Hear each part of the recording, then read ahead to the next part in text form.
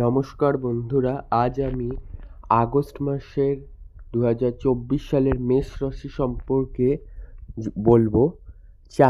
যেমন চাকরি স্থানে কোনো সুখবর পেতে পারেন, পেটের সমস্যা বৃদ্ধি হতে পারে, নিজের অধিকার লাভের জন্য অশান্তি বৃদ্ধি হতে পারে, ব্যবসায় ক্ষতি হতে পারে, বিলাসিতার কারণে খরচ বৃদ্ধি হতে পারে, মাসের মধ্যভাগে লাভের আশায় নতুন কাজের উদ্যোগ, প্রেমের ক্ষেত্রে অপর কাউকে নিয়ে অশান্তি, ফাটকায় অর্থ ব্যয় হতে পারে, পরিবেশ পরিস্থিতি বুঝে কথা বলুন, রাজনীতির লোকেদের সম্মান বাড়তে পারে, ব্যবসায় ভালো লাভের আশা করা যায়, সংসারে অশান্তি বাড়তে পারে, বন্ধুদের সঙ্গে আনন্দ লাভ হতে পারে, আপনার সাফল্যে অপরের হিংসা হতে পারে, কর্মের সাফল্য পাবেন।